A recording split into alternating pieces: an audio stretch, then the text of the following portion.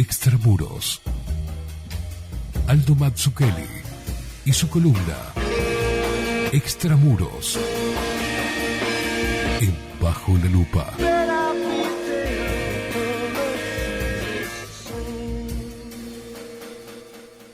Aldo Mazzucchelli, ¿cómo le va, señor? ¿Qué Bienvenido. tal? Bienvenido al programa. Gracias, espere que no baje esto. Ay, ahora sí. ¿Cómo anda, estimado, tanto tiempo? Bien, usted, primera queja. ¿Qué? Ya arrancó bien. ¿Qué hice? Llegué y había un humo místico, entre el cual me resultaba difícil encontrar el camino. O sea, incienso, no sé qué le pasó. Estoy en esa... Bajó. Sí, estoy amor y paz. Amor y paz. Sí, estoy totalmente sereno. O será cosa del operador. No, él no. Él tiene que bancar todos mis saumerios locos que Qué tiro. lindo. Es para renovar energía, para... Qué bien. No, todavía no le hemos dado la marihuana, pero no, está bien. Bueno, estamos sí, amor y lo paz. de menos, pero sí, lo vi, lo noté. La verdad que me costó llegar acá porque no encontraba en el laberinto, digamos, en la nube. ¿Usted no usa saumerio? Gris. No usa nada para... Uso a veces, sí, Bien. pero bueno. ¿Cómo anda? ¿A dónde anduvo usted? Que la gente En estaba España. preguntando. En España. ¿Cómo está estuve. España? Está en su sitio. Estuve Sigue en el mismo lugar. 2 veces, pasé como unos 4 o 5 meses del año en España. Por 2 cosas distintas. Porque A me ver. vienen a cuento. No importa. ¿No? 2 invitaciones. Una vez en Galicia, otra vez estuve cerca de Madrid, en otro lado, dando clases. Y bueno, y aprovechando para escaparme del año electoral. Pua. Bueno, eso forma parte de los saumerios y eso. Después Sí, de me vinieron bien porque ayer tuve un día diabólico totalmente. Mire, arranqué de mañana. Dije, me pagaron el sueldo, qué bueno. Tercer día hábil. Abro ahí, faltaba un tercio. ¿Y eso? Bueno, ya lo aclaré, o sea, supuestamente se va a hacer bien después la corrección esa, pero está. O sea, Faltaba ok, teca. faltaba un tercio, que no es poca cosa para mí. Después, digo, ¿cuánta gente habrá leído esta nota hoy? O sea, por ayer, digamos, o sea, por el día antes, ¿no? Por el 3. Entro en Extramuros, miro la estadística, 666 personas. 666. Digo, ok. Alguien que lea más, Sí. ¿por qué voy a entrar ahora? Después voy... No, era una nota sola, está bien. Después voy a poner nafta. Esta nunca me había pasado. A poner gasoil en la camioneta. Le digo, loco, poneme 1.600 pesos de gasoil. 1666. Estaba en cero la camioneta. No tenía mucha plata. Dije, bueno, 1.600 me da para funcionar. Y un pibe joven, la vi en una estación que voy siempre. Primero me dice, no entra el pico en la camioneta. Le digo, ¿cómo no entra si vengo todos los días? Me dice, no, digo, yo no cambié nada. Bueno, tuvimos que cambiar de surtidor. En el otro surtidor pone ahí, yo estaba escuchando una cosa en el teléfono ahí, no di mucha bola, y de repente veo que pasa el rato y digo, qué lento está esto. Miro, iban 2.700 pesos en él. Le digo, 1.600 te dije. Dice, loco, se me pasó, no sé cómo tal. Tuve que pagar 2.000 porque no iba a sacar el gasoil. Digo. Bueno, o sea que había calculado cuánto quería gastar, todo eso fue el diablo. Y después peor día de tu vida, y cosas peores, digamos, después otras cosas que estaba tramitando en la facultad que no salieron, o sea, un mensaje muy negativo ahí, bueno. Todo esto fue ayer. Eso fue todo ayer. O sea que eso fue ayer y después cerré el día hablando contigo diciendo, ¿a qué hora voy mañana? La cabeza, no sé qué, bueno, tal. Hoy es otro día. Bien. Así que no tiene por qué tener nada que ver con ayer, ¿verdad? Nosotros somos como Mirta. Este programa trae suerte. Qué lindo. Y aparte el saumerio es fundamental para eso también, porque yo ya siento que entré, me bañé, digamos, en ese humo y después de que me dejaron de llorar los ojos y todo, me siento mejor. Realmente. Buenísimo. Hizo que lagrimeara para que sacaras tus emociones. Qué lindo. Sí. Es así. Bueno, Aldo. Es fundamental. No, te digo que no. Cualquier cosa que vayas a decir. No. Está en la negativa. Bueno, ¿cómo la viste de allá? Porque necesito tu de allá no la vi, eso es lo bueno. Me quedé allá y miré lo de allá. ¿No le diste pelota? No. Así nomás. Igual ya sabíamos. De verdad no sé. No digo que no sé lo que pasó. Sé quién ganó. Peñarol ganó el campeonato, ¿no? Sí. Está. Vos te referís a la elección. Sí. Que es menos importante que el campeonato uruguayo, claramente. Para mí, por lo menos. Que lleva igual la misma dinámica, ¿no? Pero bueno. Es la misma dinámica. No es la misma dinámica, pero no importa, no entremos en eso. La elección. Yo por acá me fui este año, ¿no? Vio que no me vio por acá. No. Estuve en junio. ¿Por qué? Eso es lo que le pregunté al principio. Porque me di cuenta de que hay unas ciertas presiones tóxicas, digamos, para discutir en los años electorales que hay que evitar, para mí. Bien. No, si uno puede. Vos no las puedes evitar. No. Porque estás en el centro de tu quehacer diario, es ese. Pero yo que la puedo evitar, la evité. Y bueno, no creo que haya habido ninguna sorpresa. No sé si alguien piensa que hubo una sorpresa, o sea, que pasó algo. Vamos a decirlo así, si alguien piensa que pasó algo, digamos, yo creo que no pasó nada, claro, digamos, no. ¿no? O sea, siguió la Era rueda. lo previsto, sí. La rueda dentro del previsto, hay o sea, yo creo francamente que si bien uno puede pasar la vida discutiendo las diferencias entre las opciones políticas principales en Uruguay, son diferencias que al final se convierten en irrelevantes para muchas cosas. No 100%, porque yo creo que la elección en Uruguay se discute una cosa, fundamentalmente, que es quién va a administrar el Estado y, por lo tanto, a manejar los puestos del Estado. Exacto. Y la plata del Estado. Yo he dicho, ¿a quién le damos la llave de la caja del Estado? ¿no? Claro, en la caja y es también una cantidad muy grande de resortes que generan políticas que son políticas clientelistas también, para mí, fundamentalmente. ¿En qué sentido lo digo? En el sentido de que no cambian fundamentalmente, cambian, quizá podrían cambiar sensiblemente las interpretaciones de la realidad, es decir, cómo la gente interpreta lo que va pasando, pero no cambian tanto lo que va pasando. No sé si se ve esa diferencia. Sí, claro. Se incide mucho se hace mucha, digamos, se obtiene la posibilidad de tener una voz más fuerte en las creencias medias, digamos, de una época, de un periodo, si es que se usa eso.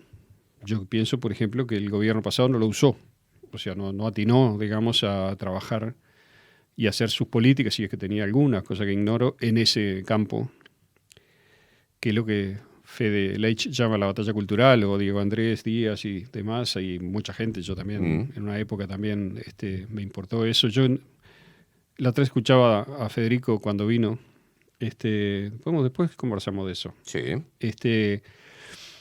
Y comprendo cuál es la idea. Hay cosas, yo creo que no estoy de acuerdo en nada, pero estoy de acuerdo en todo al mismo tiempo. O sea, estoy de acuerdo en apoyar, en hacer lo que se pueda, digamos, en no poner ningún palo en la rueda, desde luego. Al mismo tiempo, creo que no estoy de acuerdo casi en nada en el enfoque de fondo, digamos, porque me parece que hay algunas cosas que realmente ya son de otra época, no de esta, y sobre todo no de la que viene. Y que si seguimos manejando la discusión de acuerdo, una idea que no es la primera vez que la va a escuchar, digamos, si seguimos usando las categorías viejas para hablar del mundo nuevo, vamos a tener problemas. Pero también entiendo perfectamente que hay una parte de todo esto que responde a las vocaciones y a los deseos de cada uno, o sea, a las cosas que uno siente que tiene que hacer. Claro. Lo mío, ya lo dije muchas veces, no me interesa, digamos, en la política en el sentido del poder concreto, de hacer cosas, de cambiar algo, etcétera, para nada. Cambiar algo quiere decir cambiar algo en el Uruguay, en el país, en la sociedad, en el sistema político, en fin. Sí me interesa la discusión de ideas, obviamente. Exacto. Muchísimo.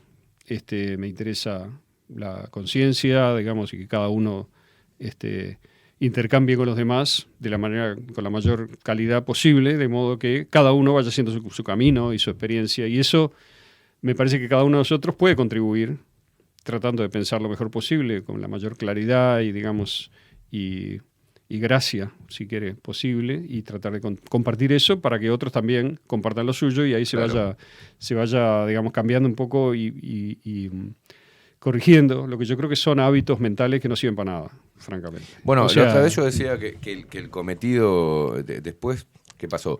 Cuando vos haces una crítica hacia una ideología o a una postura preestablecida, automáticamente te identifican con lo contrario. Entonces, exacto. Bueno, de decirte, bueno, para al final salir del closet, sos libertario, sos de derecha. Y yo le decía, mira, el trabajo, al menos cuál es mi misión, entre comillas, o en el lugar que yo me siento cómodo, es, yo le decía, no podés, en vasos llenos, porque para mí las cabezas de los uruguayos, voy a hablar de acá nomás, es un vaso lleno, donde las ideas ya entraron y ahí están.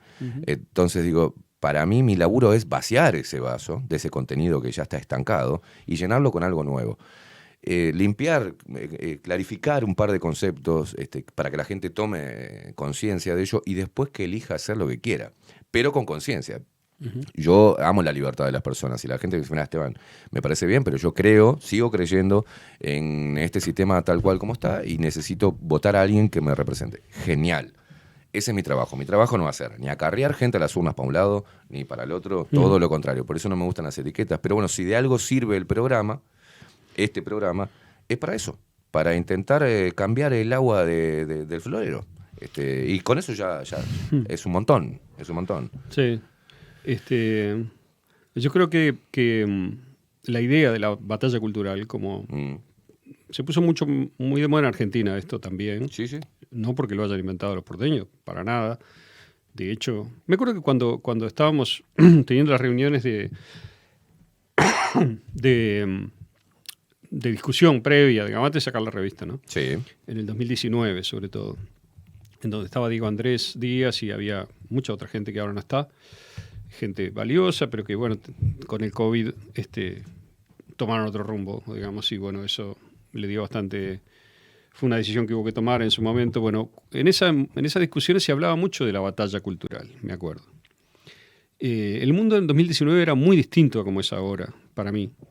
Si bien muchas de las cosas que ahora están desplegadas ya existían en el 2019 de una manera menos desplegada, más sugerida, algo explotó en el 2020 que obligó, yo creo que el síntoma que algo explotó es que obligó a la gente a definirse, decir, bueno, estoy de este lado o de aquel. Cosa que tienen como virtud los tiempos, y como problema también, los tiempos de crisis, ¿no? Hay cosas...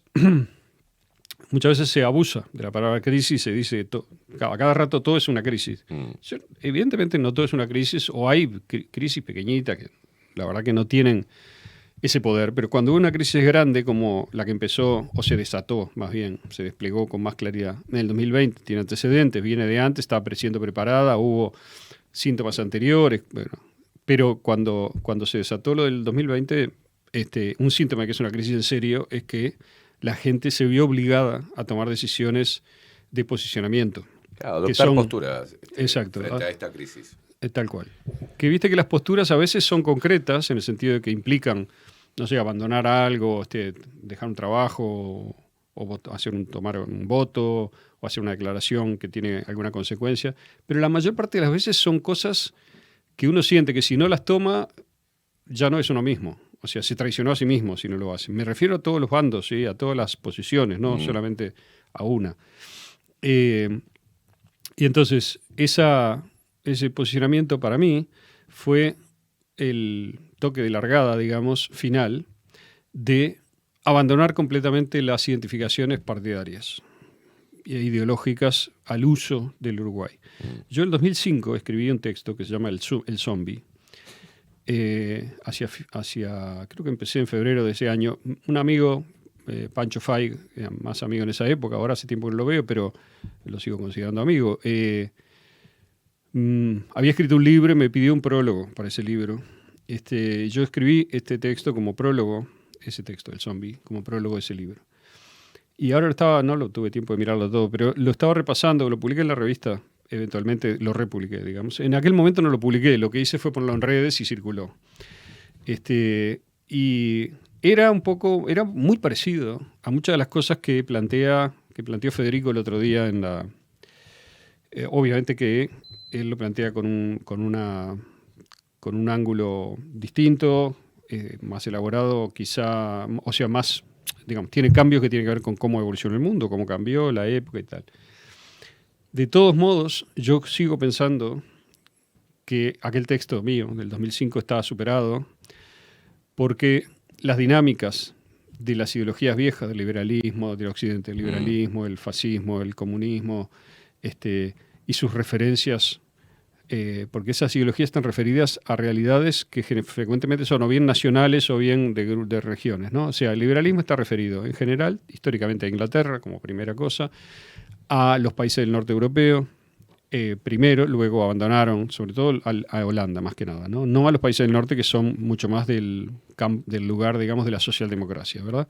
Cuando adquirieron como una entidad política reconocible luego, en el periodo moderno tardío, tienen que ver más con con ese otro mundo que sería como la socialdemocracia, el socialismo digamos, en donde el Estado, dentro de un marco liberal y republicano, aplica políticas colectivas, digamos, de intervención intensa y también políticas sociales bastante grandes. Bueno, el liberalismo, te decía, estaba conectado con Inglaterra y con Estados Unidos, sobre todo con una tendencia, porque Estados Unidos también ha tenido en periodo de su historia tendencias mucho más de estado de bienestar, mucho más parecidas sobre todo en la época de Roosevelt para acá, que lamentablemente es un proceso que ha ido creciendo en Occidente y se ha ido transformando en otra cosa que es inarreglable, yo creo, a esta altura, que tiene que ver con el modo en el cual los estados mimetizaron, digamos, su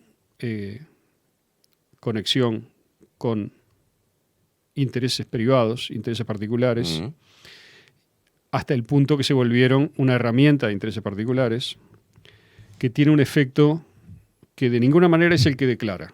O sea, el Estado declara, el Estado somos todos, el Estado declara que trabaja por el bien de la gente, y en realidad cuando vas a analizar las políticas, o sea, la primera cosa que sabes es que todo lo que te dicen es mentira, o sea, es distinto. Los motivos son diferentes, los objetivos son distintos.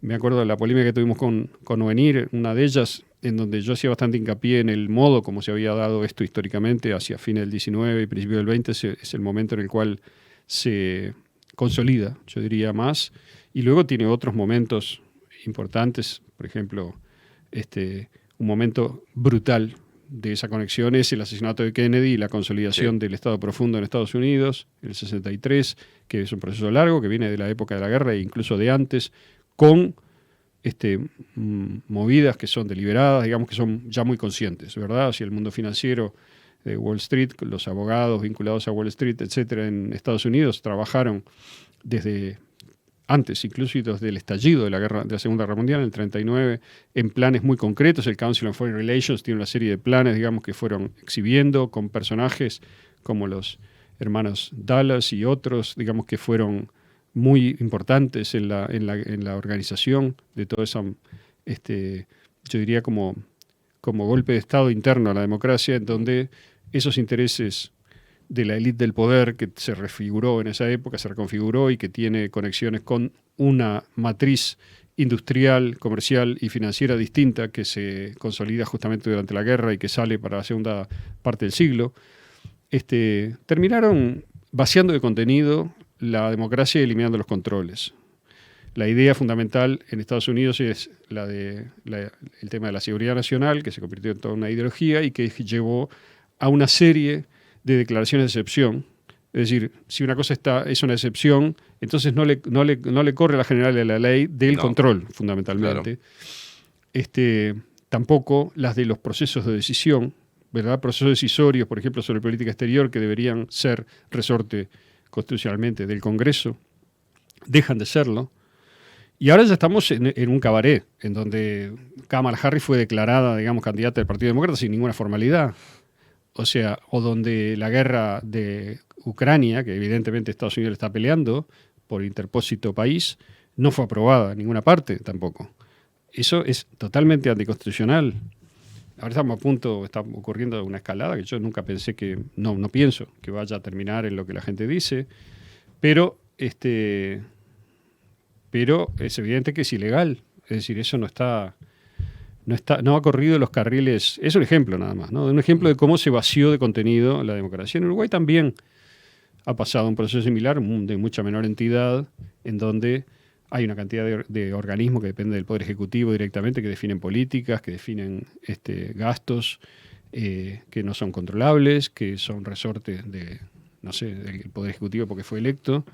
Hay una inexistencia de algunos controles, o de todos los controles, la separación de poderes y en particular el rol del Poder Judicial está detonado también. O sea, hay una serie de elementos muy importantes, todos ellos, son muchos, que hacen que todo el funcionamiento del sistema sea una ilusión para mí. y que es una ilusión en la cual yo creo que, no digo que no haya que participar, porque no tenemos más remedio, es decir, no participar, quiero decir, vivir bajo él. En este momento yo creo verdaderamente que los cambios grandes se producen cuando se producen. Es decir, no creo que un acto voluntario, digamos, haga cambiar esto que está pasando, y no creo que Uruguay pueda hacer mucho en términos del sistema global occidental de repúblicas democráticas tal como está mal funcionando ahora. Me parece que eso sí debería, y en un plazo no muy largo, sufrir una crisis mayor, pero esa crisis va a ocurrir y se va a disparar desde el centro del sistema y no desde una periferia muy menor como Uruguay. Es más, no le corresponde a Uruguay hacer eso, y probablemente tampoco tener una parte muy decisiva. Lo que sí le corresponde a Uruguay, para mí, en esta etapa, es hacer que todo el mundo que tiene algo para aportar en este sentido haga todo el esfuerzo para hacerlo, para que la conciencia de cómo son las cosas realmente esté más clara, sea más profunda, y estemos todos más preparados para lo que venga. Vos hablabas Sí. de algo porque el liberalismo fue una posición que al menos batalló contra un sistema monárquico, luego contra un estatismo, siempre fueron los enemigos y el peligro para los estatistas, las dictaduras a través del Estado. ¿Y hoy qué papel ocupa el liberalismo? ¿Entendés? Para empezar, el liberalismo es un término igual que otros, que para mí está... Aunque preestablecido, digo, ¿qué rol juega ahora? Está excesivamente manchado. Bien. Eso por un lado. Por otro lado, hay que distinguir... Dame un par de manchas. Por lo menos, bueno, una mancha es, digamos, si mirás la crisis que hay respecto a la libertad de expresión en los regímenes liberales desde el año 17 hasta acá, decime dónde está el liberalismo. O sea, claro. no hay liberalismo. O sea, no hay los elementos... Pero por otro lado, el liberalismo, bueno, hay muchas discusiones, tiene que ver también con una cuestión económica, es decir, con cómo se maneja el mercado. Bueno, ¿dónde están los mercados libres o liberales o de libre cambio, con escasa intervención del Estado? ¿Dónde están? O sea, yo no los veo hace muchísimas décadas, no es que no los vea ahora. Entonces, pero déjame que me parece que hay una cosa más importante que es, una cosa es, a ver cómo lo puedo decir esto, o sea, hay como varias crisis de la noción liberal.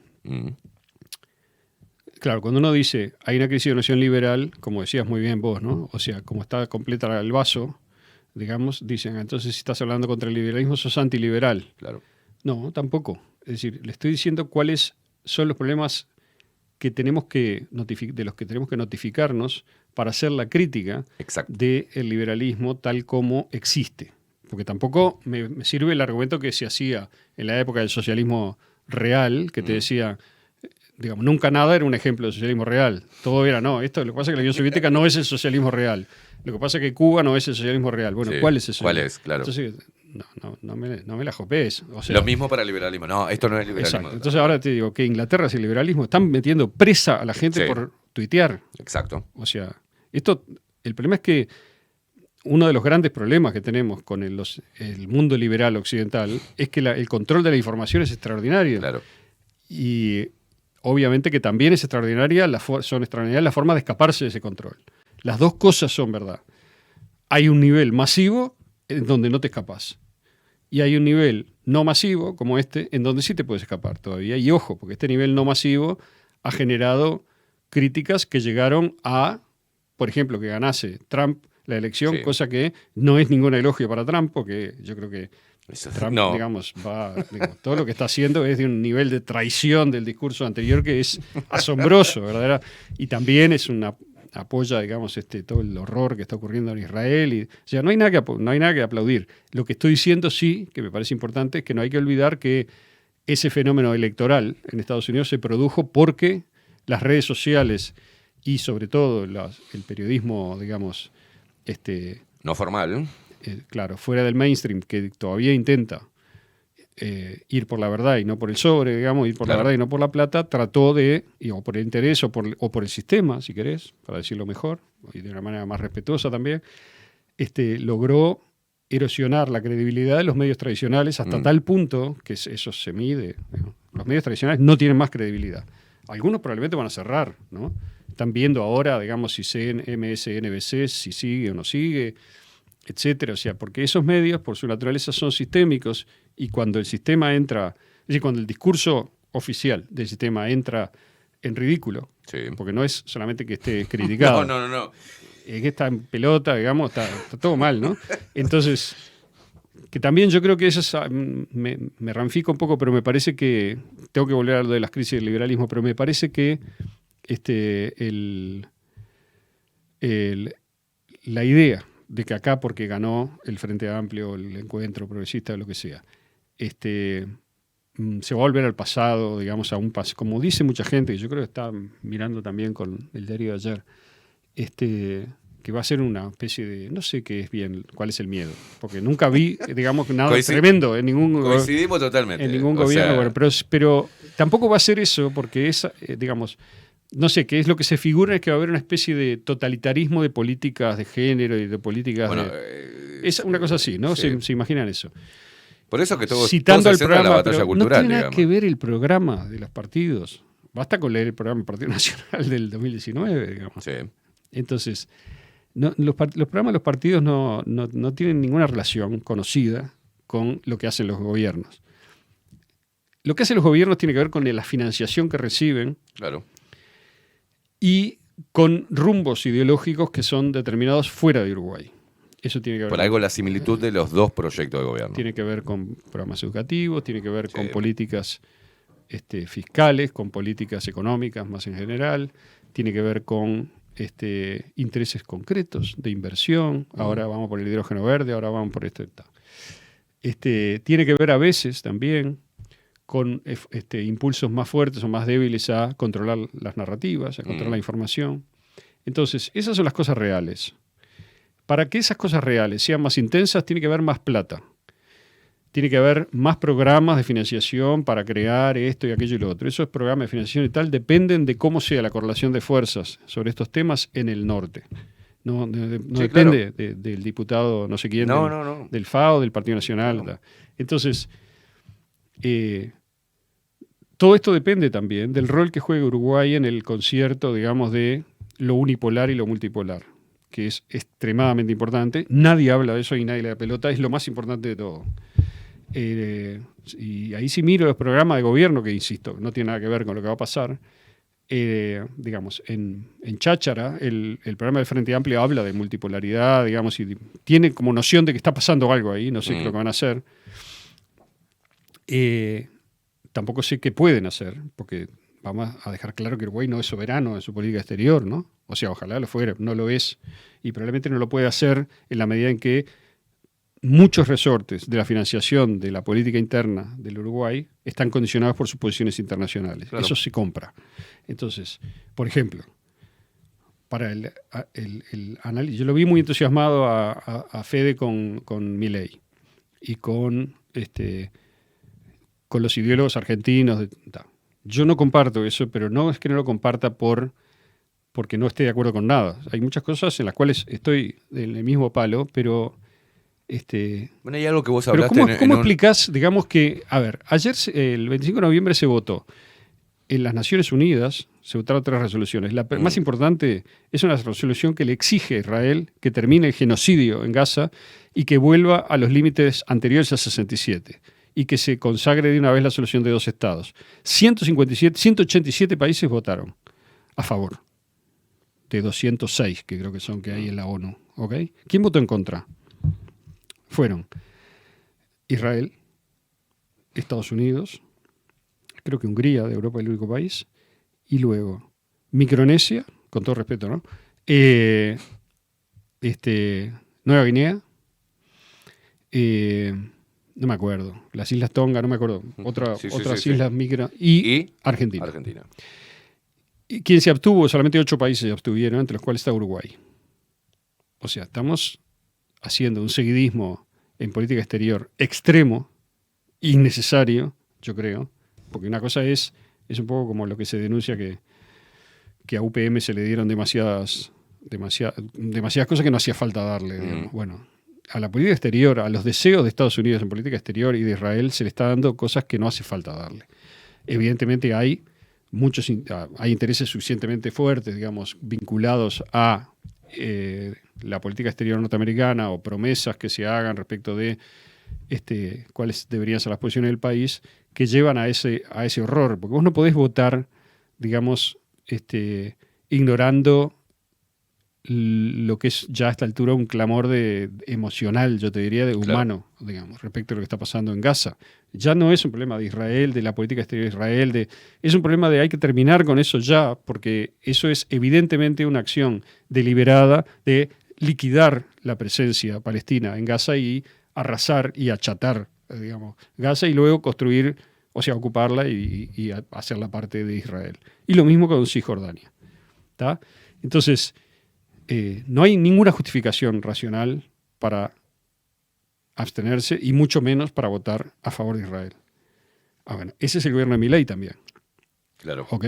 Entonces, a ver, ¿cuáles son las causas? Digamos, pero ¿cómo puede uno apoyar irrestrictamente eso?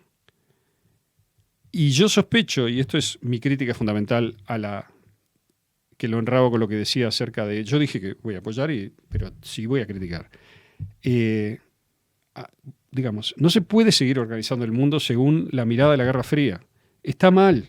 O sea, siguen mirando a ver de qué lado están los comunistas. No hay más comunistas. O sea, a ver si se entiende. Digamos, Putin no es comunista. Rusia no es comunista. Ni siquiera Corea del Norte ya es comunista. O sea, hay, digamos, un capitalismo generalizado, hay política exterior y política de alianza que responde a los intereses particulares de diferentes civilizaciones, y Estados Unidos pinta todo eso a través de sus agencias, digamos, de propaganda, que son Reuters, AP y AFP. Sí. No importa a quién pertenecen, Reuters es inglesa, no importa, digamos, es la propaganda de Occidente, digamos. La propaganda de Occidente pinta al resto del mundo como lo que no es. Uruguay lo compró en la década del 40, la compró en la década del 60, lo compró en la década del 80 y lo sigue comprando en la década del 20 del siglo XXI. Y está mal, porque eso es no entender nada de lo que eso te condiciona a no entender nada. Yo tengo amigas muy queridas, que las quiero mucho, que siguen mirando con el miedo del año 68 al oso ruso. Digamos. Eso es una estupidez. O sea, pero aparte es desinformado. No hay mundo libre y mundo autocrático tal como ellos lo ven. Eso es propaganda occidental. No es verdad que la gente está oprimida en los países que no son... Está mucho más oprimida en Estados Unidos y en Inglaterra hoy que en China, probablemente la gente. Aldo, te hago una pregunta. Entonces, lo que se conoce o lo que se presenta hoy como la batalla cultural, que es una batalla histórica de siempre, la batalla cultural es una especie de, digamos, distracción o corrida de foco para que todo lo que acabas de decir antes de lo que está sucediendo a nivel mundial, ¿o es una necesidad? No, yo creo que es una batalla que hay es una batalla genuina que sale de una experiencia histórica real, bien, con la cual yo estoy de acuerdo. Perfecto. Es decir, que tiene que ver con criticar un poco lo que yo creo que formulo distinto, pero que al principio finalmente los resultados son parecidos, que es esa digamos, transformación del Estado en una herramienta de los intereses particulares, que quizás siempre lo haya sido, pero su ingeniería original tenía la intención cumplida, en muchos casos, de poner límites y poner frenos a los excesos, a los abusos de poder por parte de los intereses particulares, que frecuentemente tienen que ver con intereses económicos también, pero no solo. Eso, lamentablemente, está quebrado en Occidente. Alguien me puede decir, bueno, eso se va a reponer, o sea, cuando nosotros tomemos el poder, no lo vas a poder reponer, porque la cultura entera de Occidente está basada en un materialismo que eliminó todos los factores de freno que son de orden inmaterial. Es decir, los factores de freno vinculados a creencias trascendentes, a morales o éticas, digamos, vinculadas a creencias trascendentes. Todo eso está detonado. No existe más en Occidente.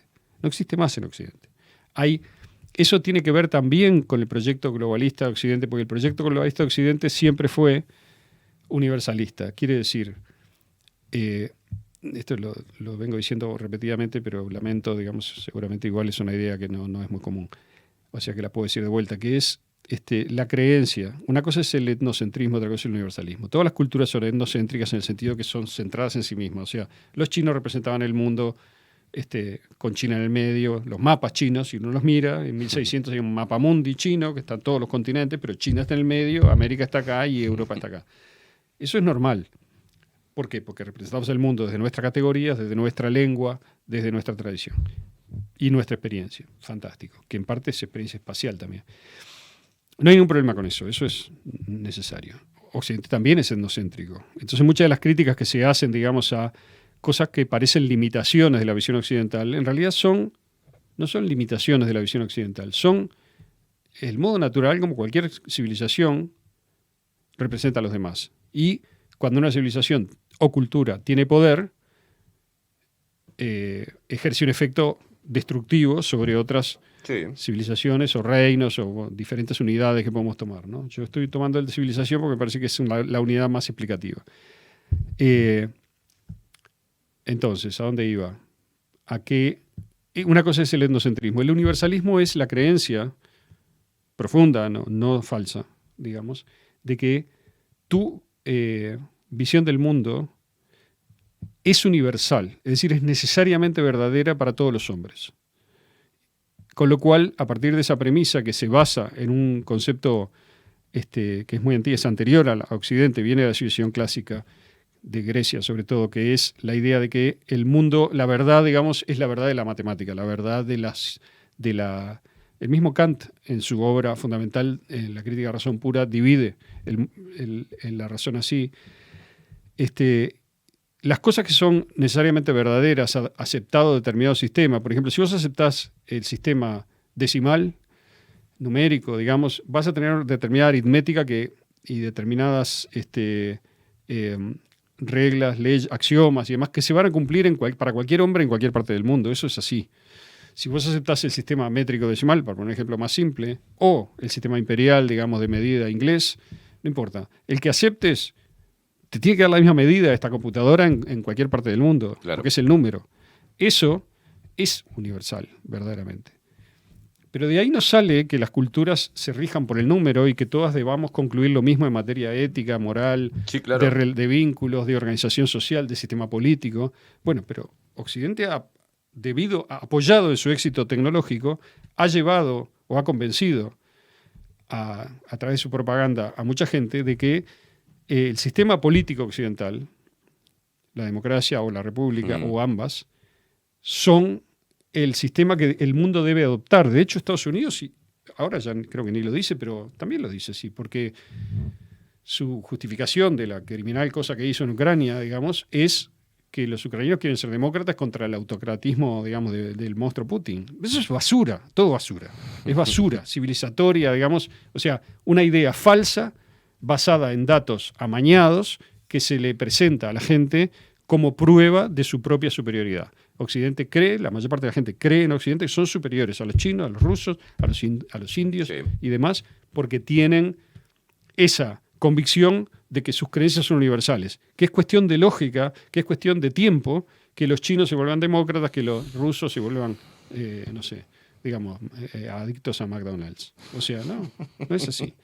Entonces, hay una cuestión ahí que es una palabra que se usa mucho como herramienta de... Vuelvo al tema anterior, que es la libertad, ¿no? La idea de nosotros defendemos la libertad. Bueno.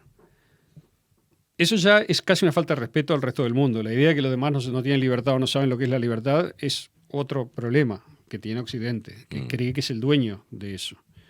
Una cosa es proclamar un concepto y usarlo políticamente y de manera propagandística en el peor sentido, o sea, como agitación y como contenido falso para convencer a la gente de la pertenencia de la adhesión. Y la pertenencia, sí, porque esa es la clave, ¿no? de la identificación. Esa es la palabra que estaba buscando, con un sistema. Entonces se supone que este es el sistema de la libertad, como dijo, bueno, no importa. Muchos lo dijeron y no quiero desviarme más. Hoy esa palabra está ladrada. Libertad. Libertad es interior. la única libertad que hay, Sí. de la que vale la pena hablar, porque tiene cierto viso de realidad, cierto, Claro. es la libertad que uno tiene de negarse a cosas. Eso es básicamente la única libertad que hay, es la libertad de negarse a cosas. Porque no tenés la libertad de solamente, digamos, no está bien formulado el decir, yo tengo la libertad de hacer lo que quiero. Bueno, la verdad que no tenés la libertad de hacer No. lo que querés. Yo no puedo ser basquetbolista de la NBA No, y no. vos tampoco, No, lamento. no. Y, o sea, no puedo. Entonces, hay muchas cosas que A uno... mí me gustaría andar en pelotas porque me encanta que- andar en pelota en el medio de la calle. Hay muchas ¿no? cosas que no se abren como elección Claro, en claro. el horizonte existencial de uno. Hay cosas que se abren como elección sobre las cuales uno puede decidir. Claro. Por ejemplo, cómo vas a reaccionar a las cosas que te pasan. Esa Exacto. es una elección humana fundamental que yo diría que es de las más importantes de todas. Porque a todo el mundo nos pasan cosas que no nos gustaría que nos pasaran, nos pasan cosas que nos gustaría que nos pasaran, y en los dos casos es muy importante saber cómo vamos a reaccionar a eso que nos pasa. Eso sí lo puedes hacer vos. Sobre eso sí podés trabajar interiormente y decir, bueno, ¿sabes qué? La próxima vez que me enoje, no voy a pegar una piña al tipo. Ayer, por ejemplo, bueno, no me quiero poner como ejemplo, pero me di cuenta porque fue un proceso interno. Cuando le pedí al muchacho que me pusiera 1.600, me puso 2.700. O sea, yo podía haber reaccionado con ira, digamos, Claro. porque tenía derecho. Es decir, él se equivocó, no yo. Y me hizo pagar una plata que no quería pagar. Pero bueno, o sea, interiormente uno puede hacer algo con eso. Es un Sí, ejemplo. claro. Decirle, flaco, tenés que tener más cuidado y vamos arriba. O sea, es un pibe, recién está empezando la estación, nunca lo Sí, había sí, visto. está bien. En esa estación de servicio, está todo bien. O sea, lo tratás bien y listo. Eso es una cosa sobre la que yo quizás lo hubiera hecho cuando tenía 20 años. O sea, es algo sobre lo que uno puede trabajar, puede aprender a reaccionar mejor. Sí. ¿no? Eso es libertad para mí. ¿Tá? La libertad no es hacer lo que uno quiere, seguro, pero además el que piense que hay libertad para hacer muchas cosas en este país, simplemente no sabe de lo que está hablando. O sea, pensá todas las cosas que no puedes hacer cuando salís a la calle. Sí, claro. ¿No? Hacé una lista como ejercicio. ¿No?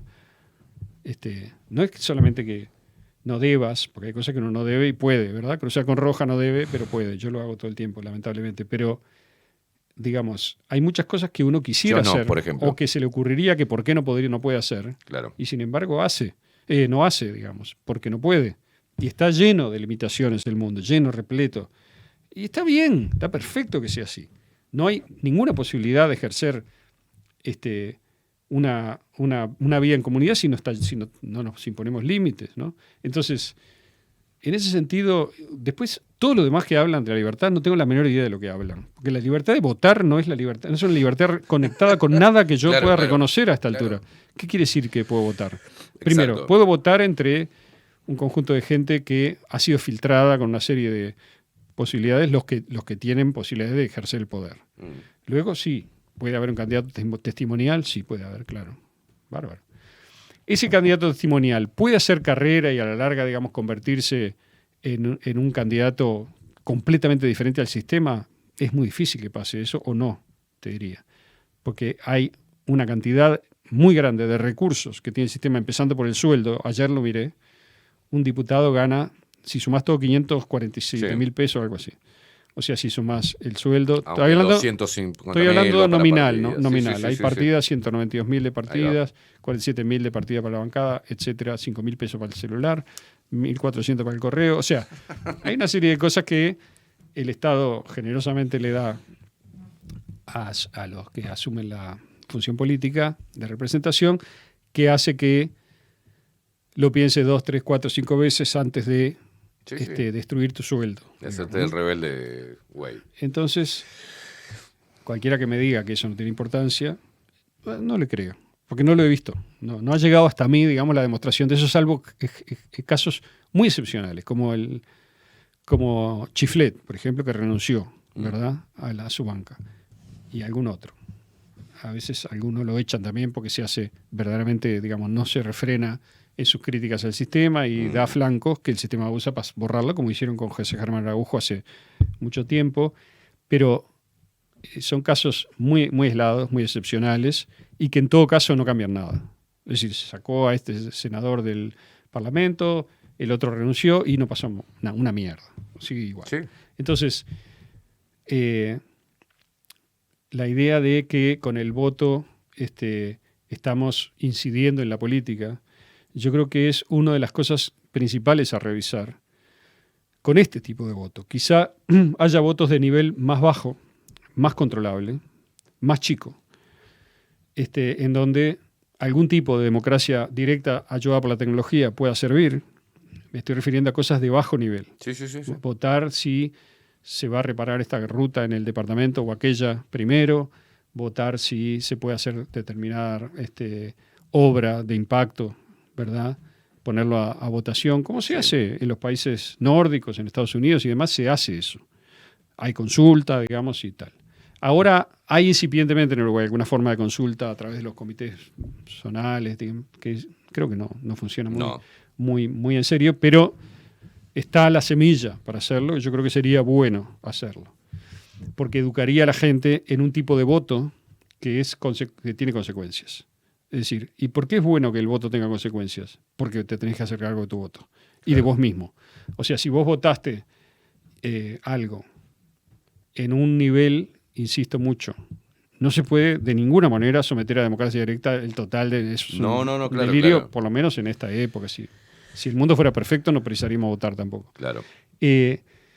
Entonces, ¿por qué es bueno? Digo, porque uno se tiene que hacer cargo de aquello que vota, de las consecuencias de su voto, digamos.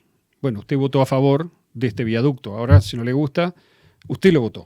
Claro. Así que la próxima vez que tenga que votar va a pensar 3 veces, va a considerar mejor los diferentes factores y demás. Eso es educativo y eso es cómo funciona el mundo. No hay nada perfecto. Eso es una cosa que ayudaría.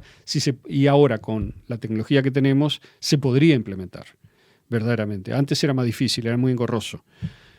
Hoy, si esto se instrumentase y estuvieras dentro de un sistema en el cual determinados resortes muy acotados y muy directos de tu responsabilidad como vivo en tal región, tengo responsabilidad o quiero asumirla sobre tales cosas, bueno, o quiero asumirla también, porque quizás no tenga que ser obligatorio. Ese es otro tema, claro. Quizá, digamos, sea, bueno, los que quieran participar en esto van a tener el derecho de hacerlo y van a incidir en la decisión. Y los que no quieran van a estar a lo que decían los demás. Listo. Chao. También es una decisión, ¿no? Fenómeno.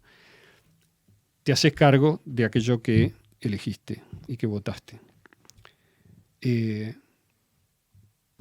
¿Por qué es bueno eso? Porque yo creo que el principal defecto del sistema que tenemos ahora, republicano, democrático, es que nadie es responsable de nada, en realidad. Sí. ¿Por qué la responsabilidad está? Generalmente es humano, digamos, atribuir responsabilidad a alguien. Generalmente el presidente, si es un tema muy jodido, como el de Corea del Sur ahora, que el presidente, conjunto con una banda de delincuentes, intentó dar un golpe de Estado, digamos, y pasarle por arriba al Parlamento porque no le gustaba lo que estaban diciendo. Y también, te cuento, a un bloguero, tipo youtubero, radial como vos, lo fueron a buscar, ¿no? El ejército lo fue a buscar la noche del golpe, a buscarlo a la casa, a la radio, y después fueron a la casa y no lo encontraron, el loco se escondió. Pero lo iban a, no sé si a boletear o por lo menos a apretarlo un poco. Digamos, ese fenómeno de Corea es un ejemplo de que al final, si es muy gruesa la cosa, el presidente siempre es el que al que se le atribuye, digamos, en general a la cabeza la responsabilidad. Pero eso tampoco es ninguna solución, porque es un cabeza de turco. Es como si ahora metieran preso a Fauci y con eso decimos, ya está, arreglamos el problema de todo lo que se hizo, digamos, en el 2020. No arreglas nada. Fauci es un mando medio alto, pero no alto. Y eso se ve porque cuando mirás los mails de su relación con Jeremy Farrar en Inglaterra, que ahora es el jefe de salud de la OMS, Jeremy Farrar es superior a Fauci. Tenía más control y le daba órdenes a Fauci. Le decía, tenemos que hacer esto y esto, vos llama a aquel, nos vemos el sábado a las 9 de la mañana. O sea, eso está en los mails. Y Farrar es uno de los controladores de las inversiones de la financiación mayor de la OMS, pero no el único. También están las otras fundaciones que conocemos y otra gente. Y hay más cosas. Pero en todo caso, ¿a qué voy? Que el problema de los sistemas que tenemos es que fingen que el poder está en un lugar que no está. Mientras que, si vos tenés poderes más autocráticos, en cierto modo, o por lo menos en donde la responsabilidad ejecutiva está más asumida, tenés ese tipo que juegue ese rol, tiene una responsabilidad más, tiene que pagar más si se equivoca. Claro. Y eso es mejor. Porque yo creo que lo mejor siempre es que la responsabilidad de poder esté clara y que no se esconda tras capas y capas de bullshit. O sea, no es el Parlamento. No, el Parlamento no decide nada. Es un inversor que vino, se reunió en la torre ejecutiva con alguien en Uruguay, luego se habló con el ministro, se arreglaron cosas que no están claras, que pueden ser corrupción o no. Me refiero a muchas inversiones grandes que han venido a Uruguay y medianas también, ¿no? Y luego eso se aprueba, hay un decreto, y luego si hace falta algún cambio legislativo también se aprueba porque se aprueba, se organiza para que pase. Generalmente los cambios legislativos se aprueban antes y preparan el terreno para cosas que van a pasar después. Como por ejemplo pasó con la ley de inversiones forestales, cosa que yo, como a diferencia de muchos, no estoy en contra de la forestación, como si hay mucha gente que está en contra, pero sí creo que no está bien hacer contratos secretos y que se debe defender mejor los intereses del país frente a las inversiones extranjeras y que si hubiera probablemente menos corrupción, se defenderían mejor. Porque hay mucha corrupción en Uruguay, ¿verdad? O sea, que Uruguay es una de las cosas que hace Uruguay es negar el sistema como tal, niega que existe la corrupción. Entonces, se convence de manera propagandística a la población de que nunca hay corrupción y de que si hay algún caso de corrupción es aislado y único y generalmente los que saltan son mícricos, son sin importancia, como el de Caram en Artigas. No digo que esté bien lo que hizo, me parece que es muy menor realmente respecto de todo lo... Digamos, te muestran un pescadito y te jopean una ballena, digamos, sí. ¿no? O sea, bueno. Entonces, fenómeno. El problema es, entonces, que la libertad el liberalismo que estábamos hablando al principio es un concepto político, ideológico y político. Alguien dijo que el liberalismo no es una ideología, es una recontra-ideología. No, claro, sí. Es una ideología que favorece el libre mercado desde un lugar de superioridad respecto del control de ese mercado, que es lo que tenía Inglaterra en el siglo XIX y fines del XVIII, cuando el liberalismo se impuso como ideología de la modernidad. Hay antecedentes de eso, existía antes. Esto no significa que yo no esté a favor del libre mercado, significa que yo observo que no existe el libre mercado, que es muy difícil que exista, porque para que exista se tendrían que retirar las formas de poder y de intervención distorsionadoras que tenemos, que son connaturales al sistema, que existen desde hace 300, 400 años en Occidente y que han acumulado una capacidad no solamente económica, sino también de propaganda y de influencia ideológica sobre la gente, que hace que cuando yo veo gente que sinceramente quiere pelear contra el sistema, termina adoptando la ideología del sistema, diciendo, o sea, citando autores y citando tendencias y sobre todo teniendo una visión internacional, quizá no del todo consciente, que es verdaderamente la visión de Occidente dominando a los demás. No, Entonces, quedó claro ayer estuve viendo en la CIPAC el discurso de Milei. Ajá. Y hacía referencia a esto. Somos Occidente y como Occidente, claro. y volver a las bases fundacionales de él. Y después, bueno, terminó hablando un poco más que también el liberalismo va a llevar al ser humano a vivir en otro planeta. Se fue al carajo. Sí, pero digo, ¿cómo bajás esto? No es el liberalismo el que lo va a llevar a otro planeta. Es la libertad de elegir más genuina conectada a la tecnología. Porque también hay una cosa regresiva en mucha gente que es que la tecnología es mala. No es mala. La tecnología, para empezar, todos los que dicen que es mala lo dicen a través de una computadora, ¿no? O sea, lo cual es raro. Sí. Pero si es tan mala, ¿para qué la usás? Digamos, ¿no? O sea, pero yo respeto a la gente que tengo, algunos amigos, amigas que están en esa posición y que no tienen celular, por ejemplo. Como Alma Bolón. La voy a citar porque es una prócer, digamos, de la coherencia. Fantástico. Pero no me digas que la tecnología es mala y después te pasas todo el día en Twitter. No me jodas. O sea, la tecnología no es mala. Es inevitable, que es otra cosa. Y te puede no gustar porque no la hiciste vos, porque no la controlás. Pero también la idea de que alguien controle el desarrollo, la idea de que es DARPA la que controla el desarrollo de la tecnología es una tontería. No es DARPA, no es el ejército norteamericano, no es... Una cosa es que DARPA y el ejército norteamericano, mejor dicho, el Estado de Seguridad norteamericano, a través de todas sus agencias, invierta mucha plata en tecnología militar y que de esa tecnología militar se deriven tecnologías civiles. Eso siempre fue así. La tecnología militar siempre está a la avanzada porque es lo que más le importa al Estado para defenderse y por lo tanto es lo que más invierte, en donde contrata a los mejores y esos mejores son los que hacen las cosas. Eso luego se filtra a la sociedad. Pero hay una conexión, que yo no coincido con ella, que es que está todo calculado, que es un plan, que se pensó en el año 50 cómo se iba a controlar la cabeza de la gente en el año 2020. No, por favor, o sea, no conoces nada de cómo se hizo la tecnología digital. La tecnología digital es liberadora, no aprisionadora. ¿Se puede usar para controlar? Sí, se está intentando usar, pero ¿se está consiguiendo? O sea, la gente no sabe, por ejemplo, lo que pasó en Nigeria en 2022. En 2022 todo el mundo dice, te van a imponer la CBDC. Bueno, vamos a ver. ¿Dónde? ¿Cómo? ¿Cuándo? O sea, en Nigeria se intentó imponer la CBDC. Fue peor. Se hizo un plebiscito en el 2022 y el 90% de la gente votó en contra. El gobierno dijo, votaron en contra, lo vamos a hacer igual. La impusieron. O sea, obligaron a todos los bancos a adoptar, digamos, CBDC. A los comercios le dieron 10 días para que, se armaron unos motines y tuvieron que recular y no se pudo imponer nada. La gente no lo compró y ya está. O sea, no es esas políticas centralizadoras extremas que pretenden que la gente no tiene agencia, que no entiende nada, que le vas a imponer lo que quieras, que no hay política. Es un delirio. Eso no es así.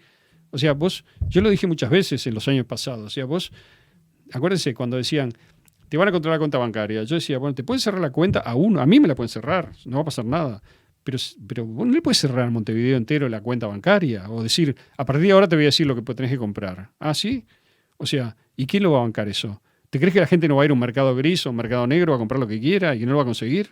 ¿Te crees que vas a tener... es no generar esos cambios tan radicales que generen una respuesta ¿Te crees que vas a automática? tener poder para obligar a la gente a no comer, no sé, lo que a vos se te ocurra? Sí, ¿cómo lo vas a hacer? ¿Cómo vas a hacer para controlar el mercado negro y el mercado gris que se va a generar inmediatamente en un mundo hiperconectado, totalmente tecnologizado, con fronteras incontrolables, en Uruguay en particular, etcétera? No va a pasar eso. O sea, quiero decir, no se puede hacer así. Ahora, si me decís que vas a lavarle el cerebro a todas las generaciones, ¿qué pasa con la generación más chica? Yo no la veo muy convencida de todas las boludeces de Harari y todo eso. No la veo. No me refiero a la que tiene 30 ahora, que me parece que está medio ya del otro lado. Me refiero a la que tiene 15 o 17, o sea, no los veo convencidos naturalmente de las bondades del modelo Davos, que sería lo que creo que esos viejos piensan que va a pasar en el futuro.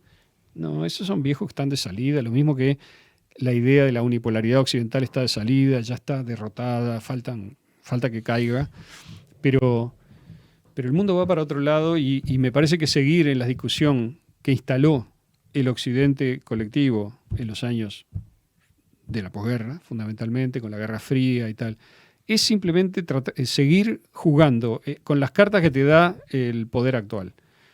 Esas cartas yo no las quiero. No las quiero. O sea, no quiero ni participar en la elección, ni decir que es mejor la opción A que la B.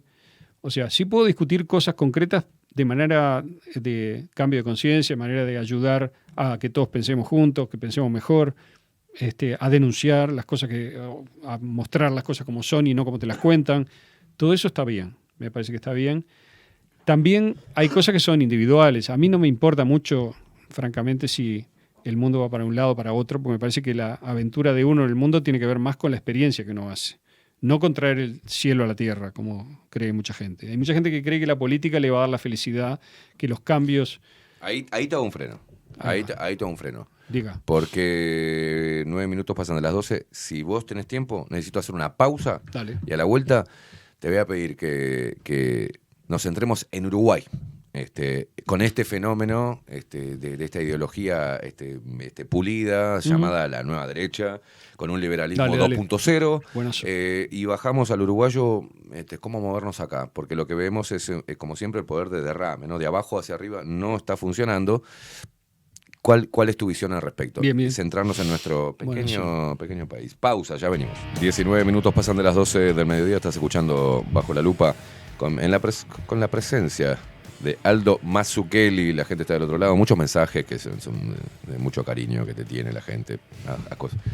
Ha sembrado mucho amor en la audiencia, Aldo Mazzucchelli. En la pausa te decía, bueno, para esta visión mínima de cómo funciona el mundo, está todo bien, pero tenemos que llevarlo a Uruguay, tenemos que bajarlo a tierra.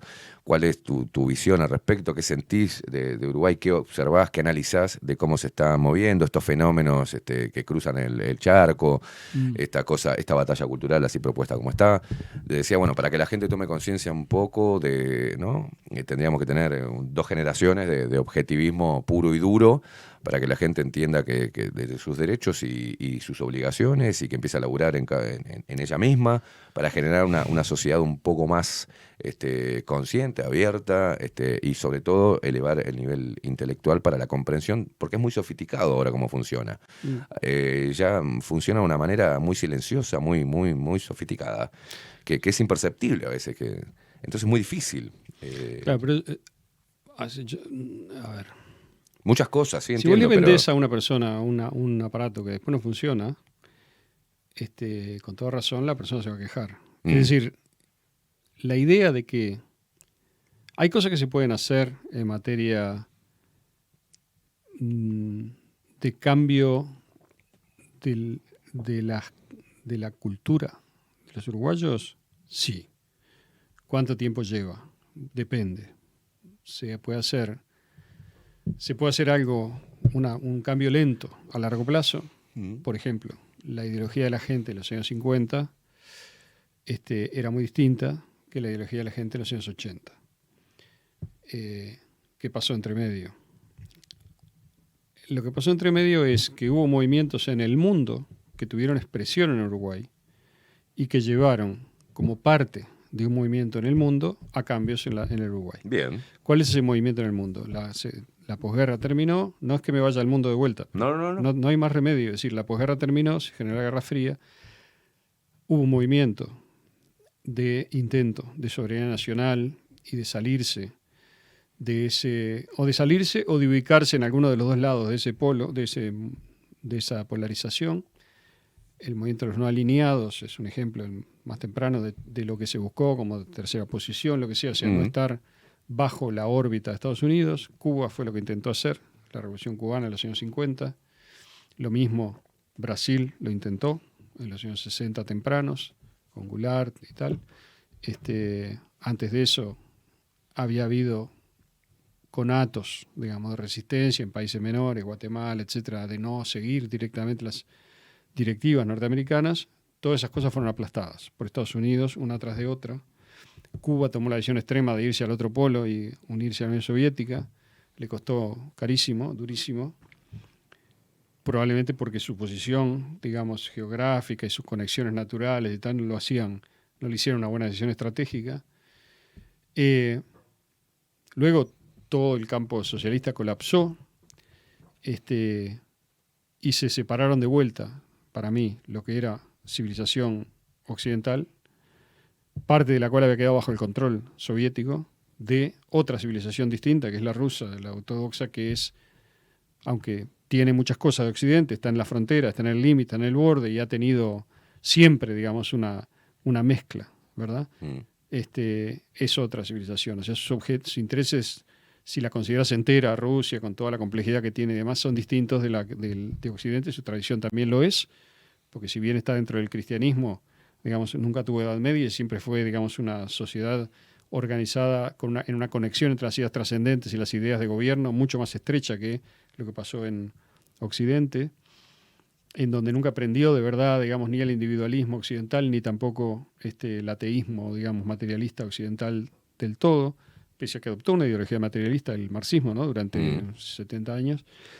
Entonces, el Uruguay hizo eso y tuvo un cambio cultural que fue impulsado por la izquierda y que fue exitoso porque la izquierda no estaba haciendo otra cosa que interpretar un movimiento continental, digamos, masivo dentro de Occidente, en donde logró capturar la sensación de que era el movimiento que defendía mejor los intereses nacionales, la resistencia contra el prepo, digamos, capitalista, como se vendió en ese momento y tal. Eso, bien o mal, no sé si estuvo. Lo que sí te digo es que fue exitoso, ¿verdad? Entonces, como yo creo que la gente que se mete en política lo que quiere básicamente es ser exitoso, No creo que tengan el objetivo, digamos, altruista de mejorar la conciencia de la especie o de la gente. Lo que quieren es que los voten para tener poder ellos, entrar en el mundo del poder y operar dentro de él. No digo que sea ilegítimo, digo que es una época de mierda para hacer eso porque el poder está más podrido que nunca. Entonces, si vos querés entrar a eso, tenés que saber a dónde entrás. O sos un paloma que no entendés nada, o tenés que ser parte del juego. Claro. Yo no quiero ser parte de ese juego, no participé este año. Nadie me puede decir que apoyé una opción o la otra porque no vine directamente a propósito, para que no pasara eso. Me fui lo más lejos que pude y ahora que terminó todo el festival, cuando terminen de baldear, digamos, podemos conversar de vuelta desde otro lugar, Bien. que es el que yo elijo. Eso no invalida las elecciones de los demás. Yo creo que si hay, como podría haber, un movimiento en el mundo de ahora, ¿verdad? Que viene el multipolarismo y tal, un movimiento de rechazo o de reajuste a muchas de las cosas que fueron consideradas buenas, verdaderas y justas durante la época de dominio del unipolarismo o de la Guerra Fría y del unipolarismo posterior. Si viene un movimiento de revisión de eso, de cambio y tal, está bien armarse para apoyarlo. Me parece bien que políticamente tenga una expresión. Yo Bien. no me interesa participar, pero entiendo que está bien que la tenga. Pero vos no vas a hacer, no me parece fácil, digamos, que prepares a la gente, digamos, para un mundo multipolar que viene, cuando al mismo tiempo, digamos, estás arrodillado adelante de Estados Unidos y apoyando el genocidio en Gaza. Eso es, digamos, ¿cómo se compatibiliza la idea de que el mileísmo es el futuro, digamos, de revisión de todo lo que estuvo mal con esa política internacional? Eso es lo que está mal. Lo primero que está mal es eso que está haciendo Israel en Gaza. No Israel como país. Netanyahu y Bien. su banda de criminales. O sea, eso está mal. No hay que apoyarlo. Lo primero que tenés que decir es eso está mal y no lo apoyo. Y si eso te cuesta pelearte con los ideólogos del mileísmo que ahora están en el poder en Argentina y vos no te peleás, entonces no me cuentes, digamos, porque lo primero que estás haciendo es hocicar en el tema más importante. Está mal. No hay manera de salir de ese problema. O sea, yo respeto a todos, yo tengo amigos muy queridos que no están viéndolo así, me parece bien, pero yo lo veo así. O sea, a mí con eso no voy. Eso está mal, o sea, está pésimo. ¿Okay? Es un genocidio deliberado, iniciado con una operación de falsa bandera que fue el 7 de octubre, con el evidente propósito de pasarle por arriba a la gente de Gaza y de Cisjordania y de quedarse con un territorio que no hay ninguna justificación histórica para decir que el único que tiene derecho a ese territorio es la gente que está ahora en Israel. ¿Ok? Entonces, Lo que pasa esto- como esa posición se politizó, la izquierda No. pro-palestina. la politizó la micro discusión de la Guerra Fría en Occidente. Yo no tengo nada que ver con la izquierda, digamos, actual. En el mundo occidental, nada que ver. Y sin embargo coincido en el tema de Gaza, pero no por las razones que ellos dicen. Claro. O sea, acá, digamos, es evidente que Estados Unidos está apoyando a Israel. Esto lo está apoyando en un genocidio. O sea, gente insospechable de ser, no sé, digamos, ¿cómo decir? De no tener nada que ver con Occidente, como por ejemplo las Naciones Unidas, que han estado controladas por el mundo anglosférico, digamos, desde que se crearon. El otro día apoyaron una resolución contra Israel diciéndole que deje de ser criminal, que termine con los crímenes. El lenguaje es duro, ¿ok? 187 países del mundo la votaron. ¿Eso no es una señal para nadie? O sea, ¿no será que el mundo está abandonando esa política de prepo unipolar norteamericano? ¿No será que Israel está aislado totalmente y faltan 10 minutos para que lo echen de una patada en el culo de las Naciones Unidas, que es lo que se merecen? O sea, sin embargo, Milei votó en contra. En contra, sí, en contra, claro. en contra de la resolución, o sea, votó a favor de Israel. Bueno, yo no entiendo eso. ¿Eso es la derecha? Si eso es la derecha, no quiere tener nada que ver. No sé si eso es la derecha. Yo creo que eso es una política exterior condicionada en donde se puede hacer el argumento de que no es muy importante, de que, bueno, el que dice que no es muy importante ve el mundo muy distinto como lo veo yo. Para mí, las cosas que se hicieron en materia de guerra cultural en Uruguay, de batalla cultural, se hicieron yendo en el sentido del mundo, no en contra. ¿Ok? O sea, si se hizo eso en Uruguay y dio el resultado que dio, es porque hubo una configuración externa en la cual Estados Unidos jugaba un papel de villano que era vulnerable en términos ideológicos, si bien era dominante en términos económicos y materiales y militares, con lo cual se generó la situación que se generó en Uruguay. O sea, la gente que lo lee diciendo, no, lo que pasa es que el capitalismo es maravilloso y existía en Estados Unidos, que es el imperio del mundo liberal, en donde el Estado no interviene para nada. Eso es todo un disparate, es una configuración ideológica del liberalismo occidental, que es mentira. Entonces, yo sí estoy a favor de la libertad individual, pero no estoy a favor del liberalismo como ideología tal como se lo viene vendiendo desde sus orígenes. Porque comprar eso es mantenerte dentro de los parámetros. Es decir, es como cuando vos arrancás una cosa de la tierra y viene como pasto pegado, como tierra pegada. O sea, arrancás un pasto pero vienen cosas pegadas. Es lo mismo. O sea, vos no podés quedarte solo con la versión pura de Mises, no sé, de la pureza económica del liberalismo. Eso no existe. Lo que hay es un conjunto de causas y consecuencias que vienen todas pegadas. Entonces se presenta la purificación de eso como la utopía a la cual hay que tender ahora. Yo creo y estoy a favor de que la sociedad que venga, que aplique la tecnología, cuando este Occidente caiga, tiene que caer, como dije, se tiene que pudrir en el centro y los países periféricos como nosotros, que todavía yo creo que somos occidentales, aunque podría discutirse eso, algunos lo discuten, yo no, debemos estar prontos para tener una política exterior mejor y una forma de entender la vida en el Uruguay mejor. O sea, mucho más centrada en la libertad interna y en la inteligencia para aprovechar las oportunidades. Cuidado, Uruguay es un país que dentro de sus defectos ha sabido generar un espacio donde se puede vivir. Yo no creo que haya que quejarse todo el tiempo y presentar a Uruguay como que es un infierno. Eso es no ver comparativamente. Uruguay no es un infierno. No, estamos de acuerdo. Entonces, bueno, pero hay que tenerlo presente eso también, ¿no? Porque si uno entra dentro de la locura, digamos, de pensar que el Frente Amplio y la izquierda local, digamos, el progresismo, son la fuente han generado un infierno en el cual no se puede vivir. Eso es una exageración, no es así. O sea, quizá porque no pudieron, o quizá porque no supieron hacerlo, o quizá porque, como yo creo, porque no es eso. O sea, porque son también uruguayos que tienen algunas formas de ver distintas, que yo creo que no tienen futuro, porque pertenecen al pasado, precisamente de esa batalla ideológica vieja de los años 60, etcétera, que ya terminó. Hay otra para dar, sí. ¿Hay una forma de darla ahora para preparar mejor? Sí, y eso lo apoyo. Pero no hay que empezar por no ver, digamos, el marco en el cual esa discusión se da. Esa discusión se da en un marco global, en un marco mundial, en el cual no se puede adoptar la ideología de Estados Unidos para dar esa discusión.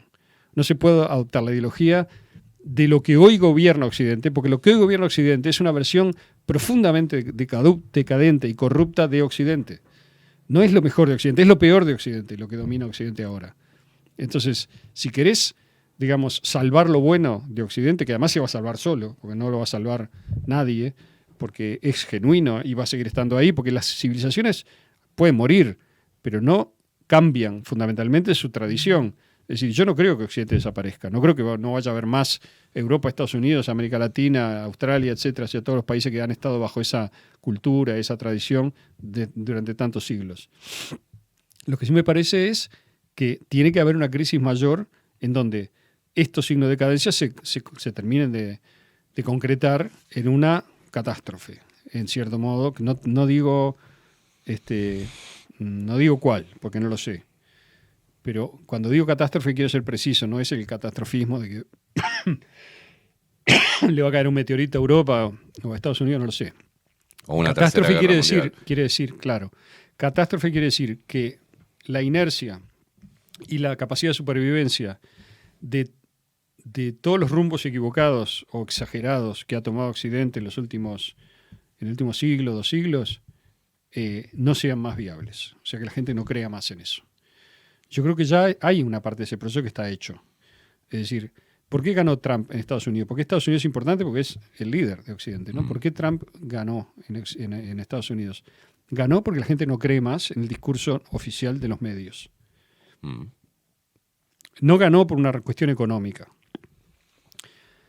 Todo converge, digamos. Bueno, pero tampoco perdió, perdió porque le robaron la elección. ¿Cuán lejos estamos de bueno, lo que pasa es que ahí viene esa ansiedad. Porque vos dijiste algo, que Uruguay tuvo cambios culturales que obedecieron a cambios de más arriba, o sea, cambios.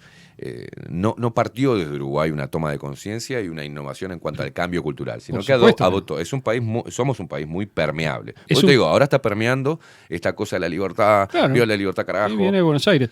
O sea, es un país tomador de ideas. Bien, ahí Uruguay, va. ¿no? Eso lo hablamos en una columna, me acuerdo. Uruguay es un grave problema. Es tomador de tecnología, es tomador, no la produce él, salvo alguna, muy poquita, es tomador de modelos y es tomador de ideas. O sea, si vos revisás, yo me he dedicado toda la vida a eso, si vos revisás el pensamiento y la sociedad uruguaya, la literatura uruguaya, durante sus 2 siglos y pico de existencia, o 2 siglos, o lo que quieras, es siempre una interpretación, una elaboración propia, que tiene valor por ser propia, de cosas que vienen de afuera. Participó del romanticismo participó del romanticismo, participó del modernismo, participó del criollismo, participó de las vanguardias, participó de la novela regional, todo esto es literatura, ¿no? Participó de las vanguardia secundaria de los años 60, participó de lo que quieras. Y mira, no había pensado en esto, pero esa metáfora literaria me sirve, o sea, porque somos tomadores de tendencias. Somos una parte, un país, dentro de una región, en donde Argentina es muy dominante, pero Uruguay es muy importante también, justamente porque se opone frecuentemente a Argentina, porque manifiesta una diferencia que es importante respecto a Argentina, y se tiene que acomodar, como quien dice, en los nichos y en los espacios que Argentina deja dentro de algo que es común. Y yo creo que eso es muy valioso para Uruguay. Es algo definitorio de Uruguay.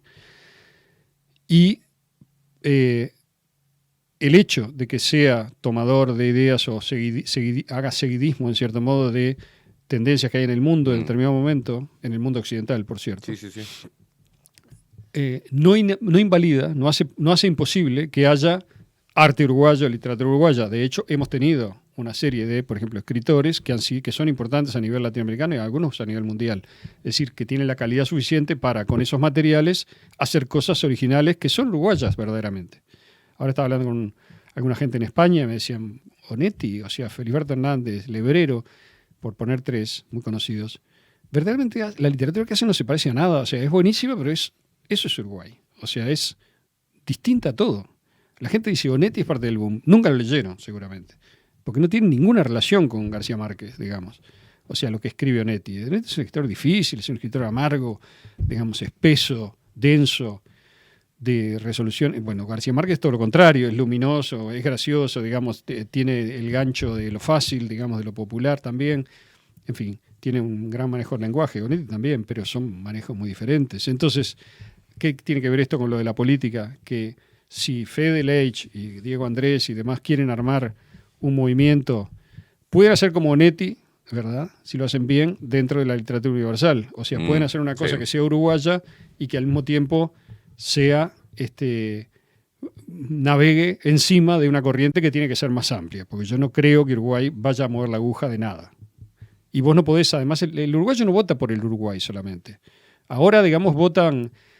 Es tan pobre el nivel en el cual se ha reducido la discusión política del Uruguay, probablemente porque a la gente que está a cargo del Estado lo que le interesa es que nadie piense, sino que los voten a ellos para administrar, para quedarse con los recursos del Estado y administrarlos, poner a su gente en los cargos, aprobar a su gente en las concursos, en las cosas que controlan en los diferentes lugares y seguir mandando y seguir viviendo bien con buenos sueldos.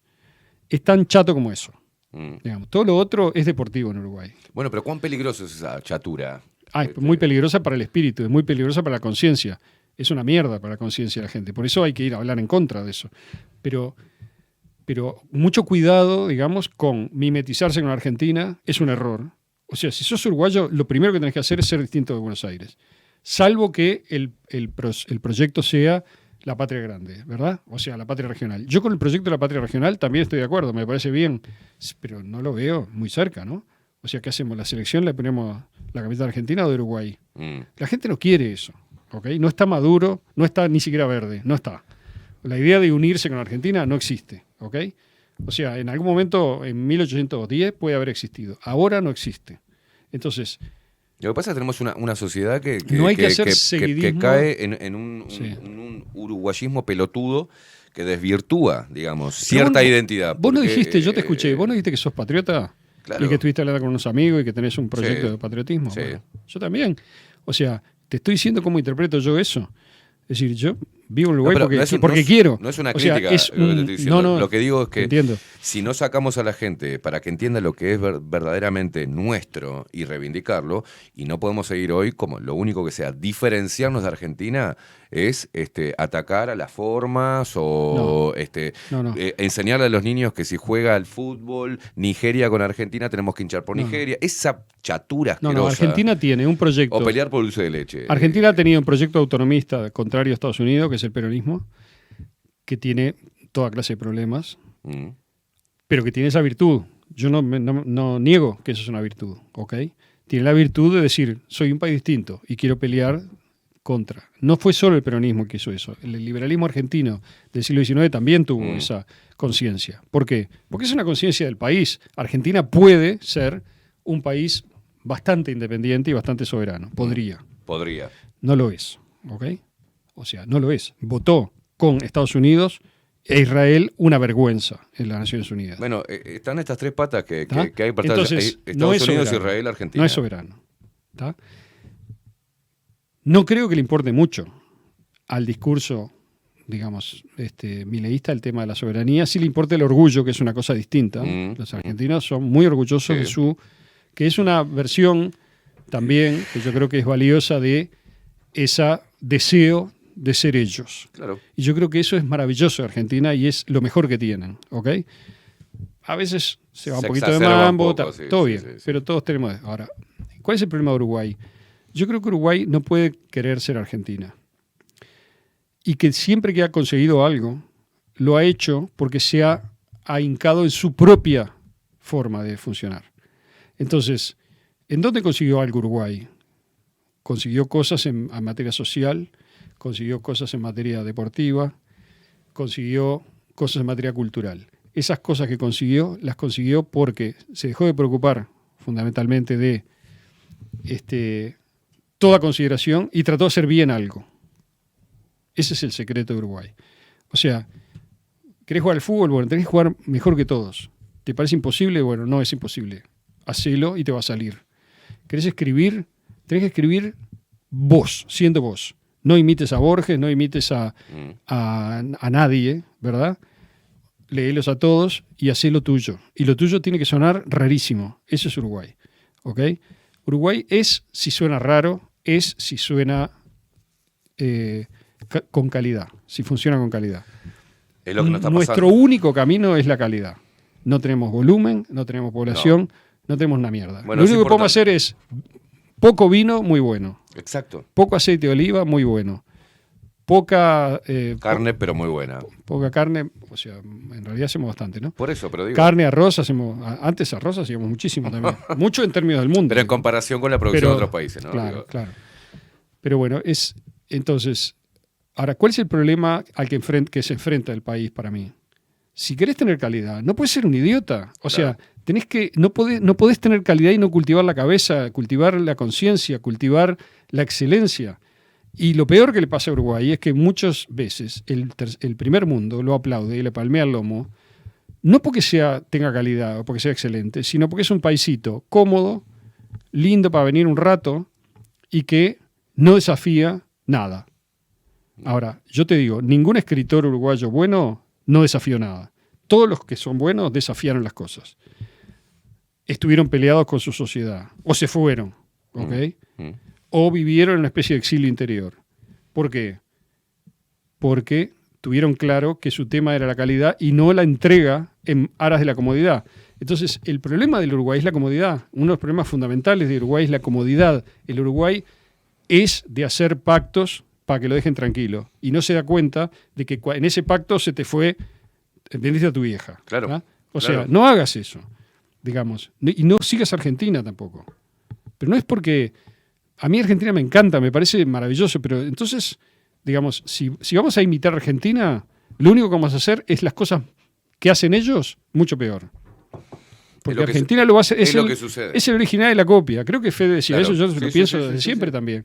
No hagas la copia. No. Así una cosa rarísima que poca gente va a ver, pero que la gente que lo vea Sepa. va a entender que está Claro. bien hecho. Claro. Ahora, ¿qué querés ser masivo? Sos tarado. O sea, hay 3 millones de habitantes acá. ¿Querés ser masivo? Bueno, si querés ser masivo vas a hacer una idiotez, una boludez que solamente los idiotas como vos van a mirar. Claro. ¿Entendés? Entonces, el Uruguay es de largo plazo también. No se pueden hacer las cosas rápido acá. Pero es porque las cosas no explotan acá enseguida. Y yo entiendo que hay gente que tiene éxito rápido, y así como lo tiene, es de irrelevante. O sea, las cosas llevan tiempo porque la calidad lleva tiempo. El Uruguay, cuando apostó a la excelencia y a la calidad, en donde el Estado uruguayo tuvo un papel positivo, contrariamente a lo que dice la ideología, digamos, que pretende que el Estado Extrema libertaria. siempre fue una mierda. Sí. El Estado tuvo intervenciones que hicieron cambios positivos y tuvo una evolución general en un sentido negativo, de entrega a los intereses particulares y de abandono de cualquier función positiva que pudiera tener. Ahora, a todo el mundo le gusta el orden también, ¿no? O sea, la gente dice, no, el Estado está fenómeno, vamos a hacer un ejército privado, cada uno se compra una AK-47, digamos, destruimos las funciones básicas del Estado, juez y gendarme, No digamos. funciona. Inclusive los liberales no hablan de la De desaparición acuerdo. total del Estado. Pero entonces, yo entiendo, yo también soy anarco en el sentido más de largo plazo, porque me imagino que la combinación de las libertades individuales virtuosas puede hacer una buena sociedad, la Claro. mejor sociedad posible. Claro. Pero eso no existe, no va a existir durante mi vida, ¿ok? Entonces, no se la voy a vender a nadie. Me parece bien como una idea, y como una idea que hay que entender y compararla con el presente para entender sobre el presente, nada más. Pero bueno, el problema que yo veo en Uruguay, que no soy el primero que lo ve, sino el último, porque lo ha visto todo el mundo desde que pensó, desde el siglo XIX, es el que te digo. Es decir, es la falta de riesgo muchas veces de mantenerse uno en una posición firme, sabiendo que aunque no tengas éxito ahora, estás haciendo algo positivo para el futuro. O sea, eso es algo que Uruguay tiene que tener y tiene que hacer, lo ha tenido en cuentagotas, pero no es la tendencia, digamos, masiva de la sociedad. Y la sociedad, en un mundo en el cual todos tenemos más cosas, es más cómodo, es más fácil, está descuidando hace tiempo la calidad. La calidad de pensamiento, la calidad de información, la calidad de realizaciones.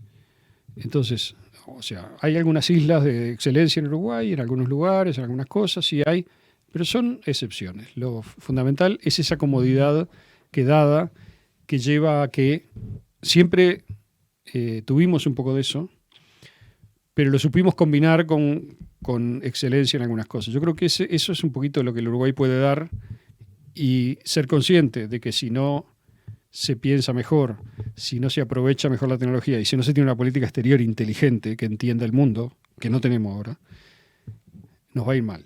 O sea, tenemos que tener una política exterior más inteligente. Bien. Y no tenemos que pegarnos a nadie, y sobre todo no a Argentina y no a Brasil.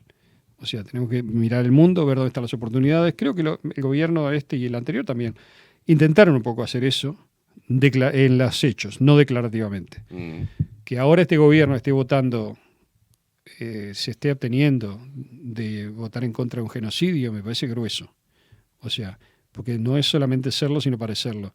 Es verdad que la calle fue a China, hablé con los chinos, digamos, se está trabajando a varias puntas. Yo creo que tiene que trabajar a varias puntas, tiene que ser como una limaña que se esconde en las grietas y siempre va siguiendo su propio interés y siendo realista. Pero bueno, también soy consciente de que es muy difícil manejarse con las presiones que sufre Uruguay, ¿no? Pero eso es un poco culpa de los uruguayos también. porque primero te sometiste a determinadas cosas y ahora te das cuenta de que esas cosas te agarran de los huevos. Pero si no te hubieras sometido tanto, capaz que no te agarrarían tanto, ¿no? ¿Cuánta relevancia tiene el sistema educativo uruguayo Toda. en esto que estamos Es señalando? una de las únicas cosas en las que Uruguay podría tener soberanía, es su sistema educativo. Bien. Uruguay no precisa los inmensos fondos corruptos que han venido, digamos, en los últimos 25 o 30 años para la educación. Uruguay con sus propios recursos, con recursos del Estado, podría, para empezar, retirar al Estado bastante de la educación, sería lo primero, y segundo, establecer unos marcos racionales en donde se permita una mayor libertad educativa y no se imponga la idiotez, digamos, como política de Estado, cosa que se ha hecho. Perfecto. Entonces, eso sería tener cierta soberanía educativa. Bien. Debería educar a la gente en el Uruguay, hacerle conocer cuál es nuestro pasado, nuestras virtudes, enseñarle por qué vale la pena ser uruguayo, en lugar de como ahora, que le enseña por qué vale la pena irse y Claro. ser global. O sea, la política educativa del Uruguay es globalista, es una locura. O sea, no tenés gente y la echás. Tenés que traer a la gente. Lo Claro. ideal de Uruguay sería al revés, generar una corriente de retorno, digamos, grande, porque debe haber 1 millón y pico, 2 millones de uruguayos en el mundo, no sé o más. O sea, bueno, no, estamos haciendo todo lo contrario. Estamos diciéndole a la gente, no te esfuerces, no te preocupes. Es lo que dice Diego Andrés siempre de la preferencia temporal baja, ¿no? Es decir, en Uruguay no hay mucha preferencia temporal que valore el ahorro y el largo plazo. Hay muchísima, digamos, que dice hacia la tuya, y bueno, la tuya frecuentemente en Uruguay es irse. Sí. Esa es la tuya. Irse para no volver, digo, yo también me fui, pero siempre pensé que iba a volver y lo hice. Y me podía haber quedado allá. Vine porque quise. O sea, me parece que eso es una cosa que hay que agradecerle al Uruguay cuando uno la adquiere, que es entender que es una oportunidad del Uruguay también. Naciste en un país chico, digamos, que no tiene grandes catástrofes y que te da cierta comodidad y cierto nivel de vida. Bueno, tenés que devolverle cosas al Uruguay, ¿no? Y tenés que tratar de entender, sobre todo, para poder hacerlo mejor. Entonces, no sé. No sé si hablé de lo que vos querías, pero... No, está bien, está bien. Pero me perfecto. parece que el tema de la política local para mí no es prioritario. Entiendo que está bien hacerlo. Entiendo muy bien que hay gente que piensa que la política local le va a hacer feliz o le va a devolver cosas que cree que perdió. Yo creo que eso es falso. Que la política local no te va a devolver nada ni te va a sacar nada, básicamente. No mucho. A la gente que está directamente ligada al Estado y cuya vida depende de un plan del Estado o de un cargo digamos, de una protección pública, por decir así, no de un cargo, de una protección pública, porque no podría ser lo mismo fuera del Estado, es importante la elección, porque evidentemente el discurso del progresismo en Uruguay ha sido el discurso del estatismo. Yo me acuerdo muy bien, El zombie es eso, el texto que te dije. Habla exactamente sobre eso y define al progresismo como el mensaje que una población que había vivido con determinada concepción de lo social y de lo colectivo y del Estado, vio peligrar eso con la crisis del 2002 y ahí fue que ganó el frente. Porque ¿cuál fue el discurso? Fue, no te preocupes, el Uruguay es el Uruguay, el Estado va a ser el Estado ballista, el Estado de siempre, te vamos a proteger y te vamos a... Luego, lo que obtuvo ese uruguayo fue una mezcla de cosas buenas y malas. Obtuvo una situación internacional muy ventajosa, con una política fiscal renovada que hizo Astori, que generó un cierto orden y que grabó a la clase media de una manera terrible, o por lo menos grande, más ordenada también, y generó una cantidad de aumentos en todas las cosas que venían del Estado, lo que consolidó el poder del encuentro progresista durante varios periodos. Porque el mensaje que recibió la gente fue: estoy más cómodo, estoy mejor, gano más, y interpretó eso como que tenía algo que ver con una supuesta épica de la izquierda de antes, de los años 60. No tiene nada que ver. El progresismo no es de izquierda. El progresismo es la versión uruguaya de la adaptación de la política uruguaya al orden mundial dirigido por Estados Unidos y las corporaciones y tal. Eso es el progresismo. No tiene nada que ver con la izquierda. Es anti-izquierda, básicamente. Anti varias cosas de la izquierda. Lo que sí tiene en común con el socialismo, tampoco es fácil esto, ¿no? No. Tiene en común con los estados de bienestar y con experimentos que se hicieron de políticas y con la ingeniería social, que eso sí que es actual, tiene en común haber adoptado la ingeniería social, la intervención del Estado, el control, digamos, y sobre todo haber llevado a un paroxismo la conexión entre el Estado y lo privado y los intereses particulares. Eso empezó a acentuarse más con el gobierno de Sanguinetti. Antes también existía, en la década del 40, del 30 existía, y antes también. Pero el gobierno de Sanguinetti, el primer gobierno se dio un giro en ese sentido, más decidido, que luego se mantuvo, y el Frente Amplio lo consagró y lo institucionalizó del todo. O sea, no hay otra cosa que eso bajo la ideología estatista falsa que se vende. Esa relación prebendaria entre lo privado y el Estado. Y cuando la gente entra en eso, entra en creer que eso es lo bueno, entra en un régimen de complicidad que no perjudica a nadie, no le hace mal a la comodidad de la vida de la gente, le hace mal al desafío, que es lo que yo digo que sería la virtud del uruguayo. Se trata de hacer las cosas bien, con más calidad. Uruguay tendría que tener un Estado modelo, y tiene un Estado que no es modelo.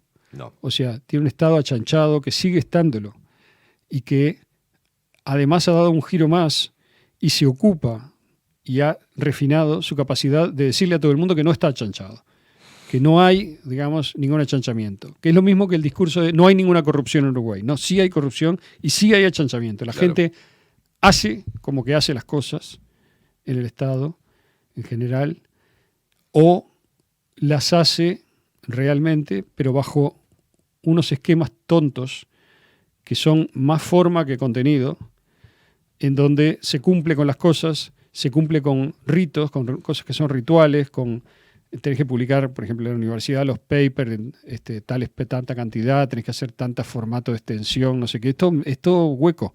O sea, no hace lo que parece que hace. Sin embargo, si no haces eso y haces cosas de sustancia que no tienen esa forma, te joden, digamos, te sacan. ¿Por qué? Es como decía un amigo mío que trabajó un tiempo, creo que un rato, en una obra en el Estado, en una ruta, y el primer día laburó y a mediodía vino el capataz y le dijo, flaco, bajame un cacho un poco, ¿no? O sea, acá no se trabaja así. Un poquito. Claro. O sea, como diciendo, flaco, nos estás dejando pegado a todo. Claro. Moviste 10 caños y nosotros movemos uno por día. Claro. O sea, no jodas. Entonces, esa complicidad me parece que es una de las cosas que marca al país, y yo creo que en el espíritu de esta crítica de lo que llaman derecha, nueva derecha, está un poco esto que yo digo, y eso está bien. Bien. O sea, la idea de decir, bueno, no, o sea, no creemos en esto. ¿Tá? Tenemos que ir para otro lado. Está bien. Y voy a decir algo que parece contradictorio con todo lo anterior, pero en realidad yo creo que a veces la política es muy dialéctica en el sentido de que uno piensa que por este camino no va a llegar, pero llega igual. Pero llega de otra manera que no esperaba. Entonces, yo confío más en el impulso que veo que tiene la gente que quiere cambiar y que quiere presentar una cosa verdaderamente distinta al consenso uruguayo actual. Confío más en el impulso que tienen, en las ganas de hacer y en el deseo, digamos, de hacerlo, que en los medios que veo que están presentando. Capaz que los medios no van a hacer esto, capaz que van a ajustarse, capaz que van a aprenderse las cosas y cambiarse en el camino. Todo eso es posible.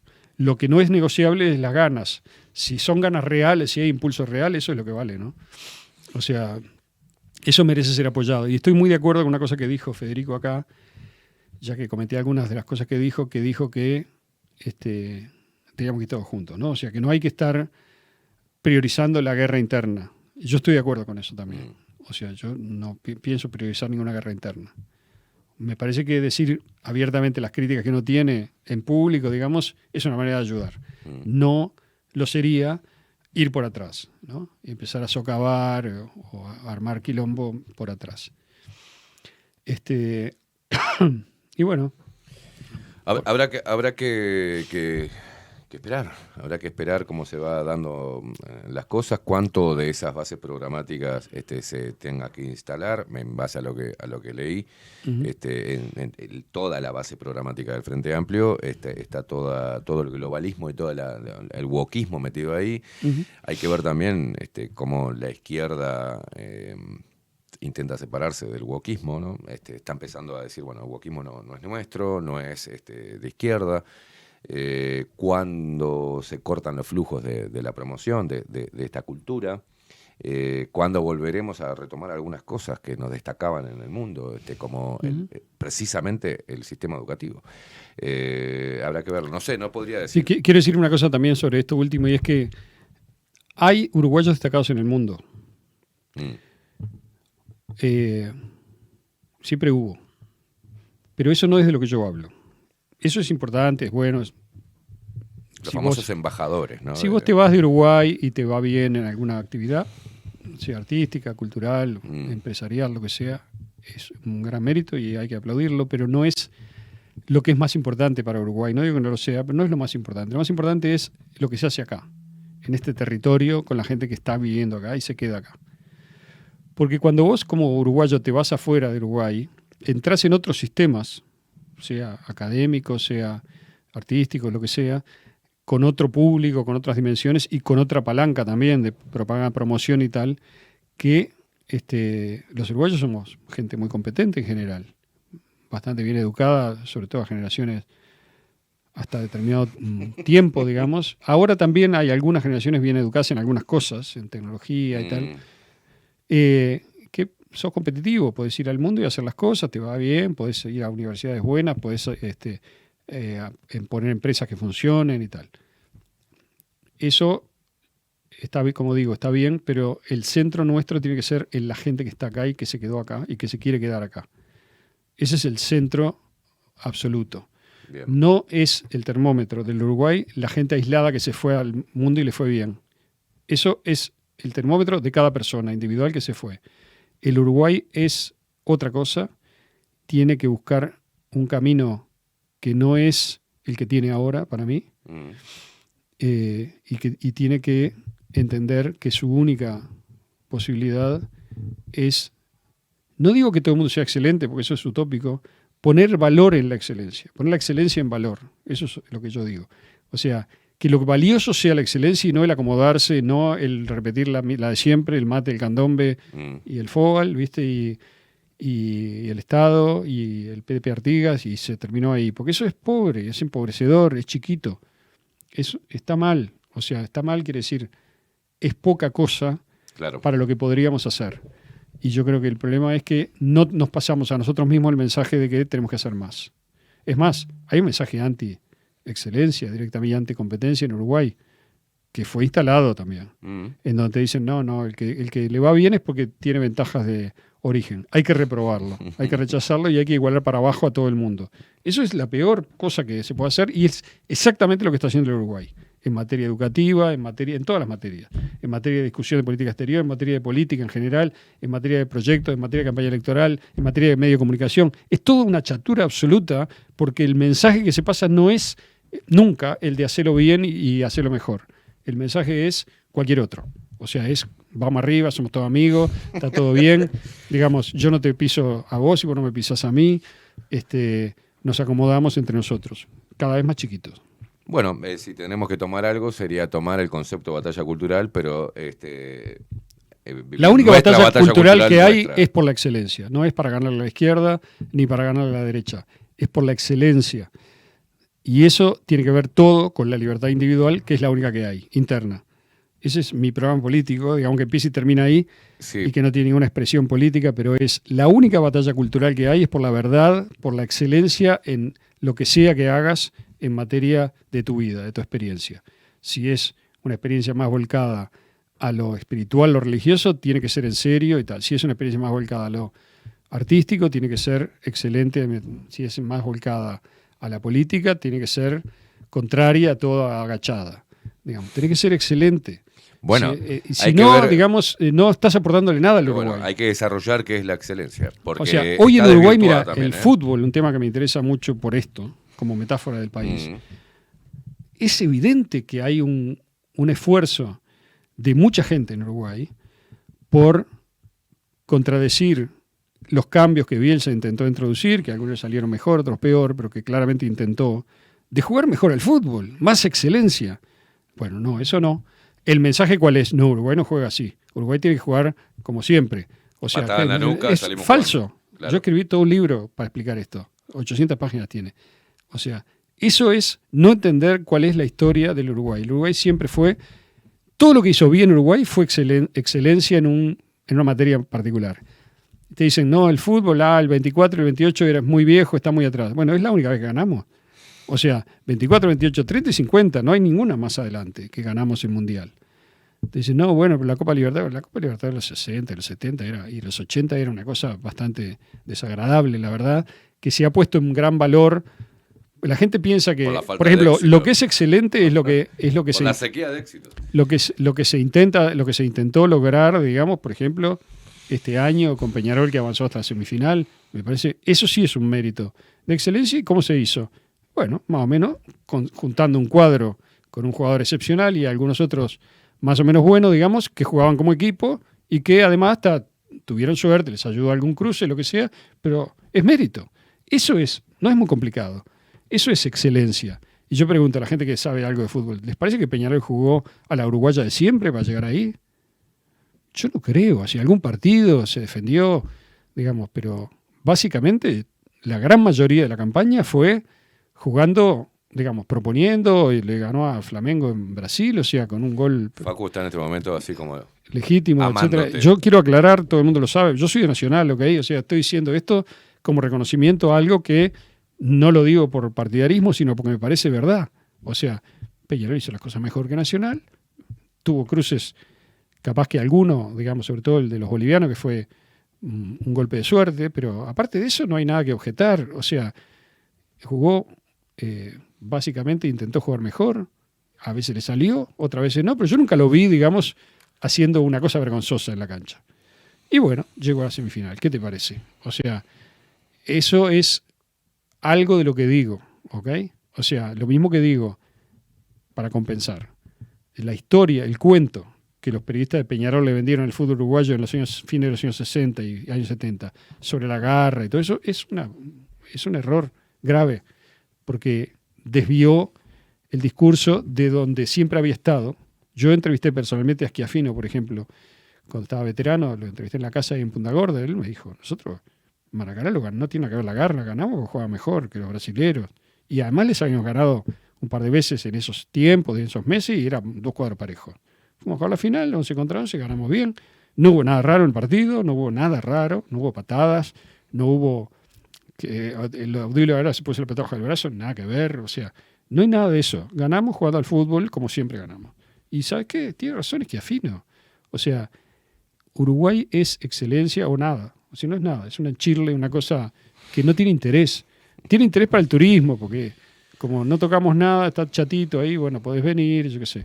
Pasás bien, se come bien, sobre todo si no comes toda tu vida en Uruguay. Si comes un fin de semana en Uruguay, te tapás de comida uruguaya y te parece que es, no sé, muy sabrosa, muy abundante, no tiene mucha gracia, yo creo, pero no es o sea, eso tampoco es la medida. Los YouTube ahora, viste, viene un norteamericano, está maravillado con Uruguay, viene un cubano, está todo bien, están maravillados porque no viven en Uruguay, porque disfrutan de aquello que Uruguay tiene para ofrecer de manera externa. Pero, no sé, también es posible que yo esté equivocado y que la excelencia no tenga ningún lugar en el mundo del futuro, ¿no? Y no me refiero solo a la excelencia individual, estoy hablando de algo colectivo, ¿no? Hacer bien las cosas colectivamente, ¿no?